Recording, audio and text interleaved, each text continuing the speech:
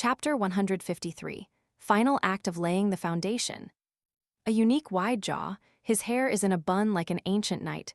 Eyes that look at you with the intent of an icy smile. Zioderecha was half slumped on the sofa as she scrutinized the portrait that Audrey had handed to her. In her eyes, the man might as well have been a living, walking pile of money.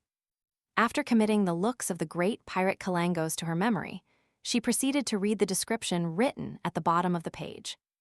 Brown hair, dark green eyes. The portrait can only be used as a general reference, as the target possesses the ability to transform into another person. It is unknown how long he can maintain the transformation. The portrait can only be used as a reference. The target possesses the ability to transform into another person. Only, as a reference, transform into another person. Then, why did I spend so much time memorizing his facial features? Zio wore a dazed look, as if it was the first time she had witnessed the evil intentions the world had for her. She looked up and saw For's wall slumped languidly in a sofa opposite her. She seemed to be muttering to herself, "There's no way to look for this person. We don't know what he looks like.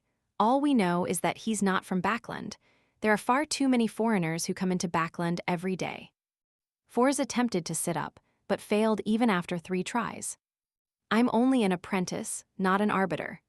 She pouted as she placed her hand on the armrest of the sofa, successfully pulling herself up into a sitting position. "Does that lady think that we are prophets?" Fors jested. Zio was about to answer when she realized that there were still footnotes she hadn't gone through yet. She recited them out softly. The suggested ways of searching are as follows. 1. Kalangos has an evil object with him. It needs to devour the flesh, blood, and soul of a living person every other day. You can consider looking for missing vagrants. 2. Search for Kalangos' information thoroughly and build a profile of his unique hobbies and behaviors. 3. A person's facial features might change, but as long as he hasn't received any special training, he will often act like himself, such as the things he prefers to eat, his gait, actions he's used to performing, and many other details. Fors nodded as she listened. Miss Audrey isn't the innocent, naive teen that the rumors about her suggest. She has a meticulous heart and a calm sense of observation. "Is that so?" Zio asked, doubtful. She didn't expect an answer as she changed the topic by suggesting, "I'll be in charge of gathering the information. Can you consolidate that pile of gold pounds, that Admiral's hobbies and unique traits?" Fors opened her eyes wide open and shook the steel box containing her cigarettes. "How can you bear to do this? How can you bear to make a dainty, sensitive author do consolidation, analysis, and deduction?" Zio shot her good friend a glance as she exuded an air of authority without realizing it. "There's an interesting paragraph on deduction in your Stormwind Mountain villa." Fors pulled her shoulders back and lowered her head. She looked at the coffee table as she said, "Do you know how much of my hair I pulled out, how much sleep I lost, just for that paragraph?" She quickly lifted her head and looked at Zioderecha, then lowered her head once again and grumbled, "Life is short. There are too many things that we need to do. Why must we waste our time on such uninteresting, menial tasks?" "That's very reasonable." Zio nearly nodded in agreement. She fought hard to keep her authority as an arbiter. "Then do you have any other ways to solve this problem?" She suppressed her voice, making her childlike voice sound deeper. Fors thought for nearly 20 seconds before looking up suddenly. "We can hire a professional. After you finish collecting information on Vice Admiral Hurricane, we shall erase the name and hand it over to an excellent detective, then ask him to do the consolidation and deduction. All we have to do is pay a fee." Why didn't I think of that?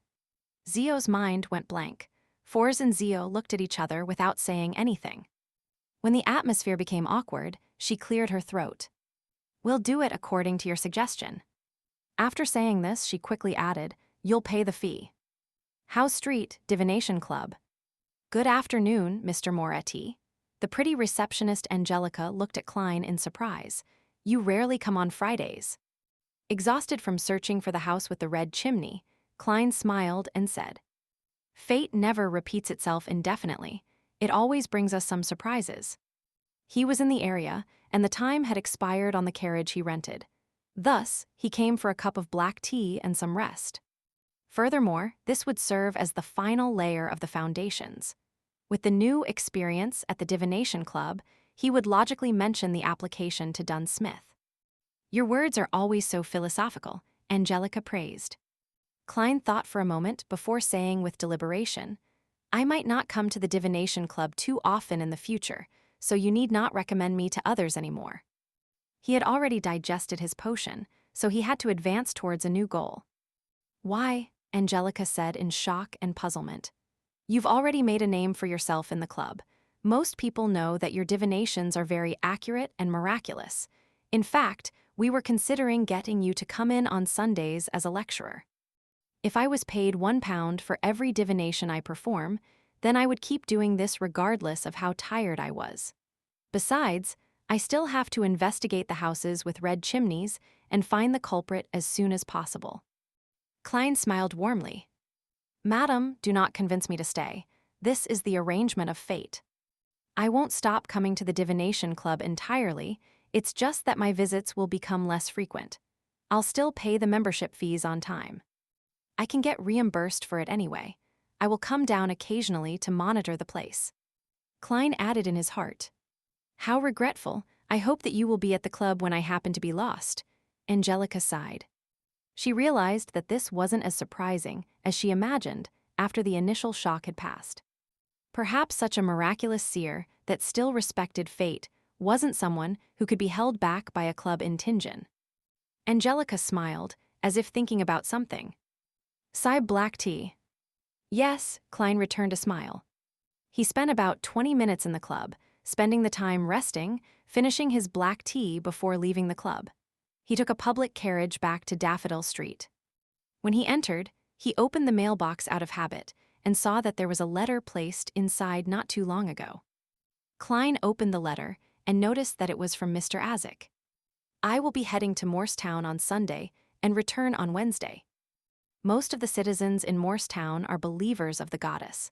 He's heading there on a Sunday, which means that according to the usual level of efficiency, the Nighthawks would only receive the information on Tuesday or Wednesday. I can make it. To think that Mr. Azik would remember my request, I hope that he remembers not to do it personally. Him summoning a spirit and doing something scary would suffice." Klein nodded slightly. He released his spirituality and burned the letter with friction. He flicked his hand, turning the flames into ashes, and allowed them to fall slowly onto the ground. Saturday afternoon. Klein was wearing his black trench coat and hat. He had his cane in his hand as he walked slowly into the Blackthorn Security Company. After greeting Razen, he looked at the partition and noticed that the captain's office was open. He deliberately spoke louder. "Yesterday, I saw a girl who looked just like you at the Divination Club." "Really?" Razen asked, her interest piqued. Klein nodded without sincerity. "Yes, in fact, I thought that she was your sister." "I'm sorry to have to disappoint you, but I have no sisters, not even cousins." Razen laughed. "Do you remember her name?" "No, why would I remember her name?" Klein smiled. "Looking at her was exactly like looking at you." "Can I take that as a compliment?"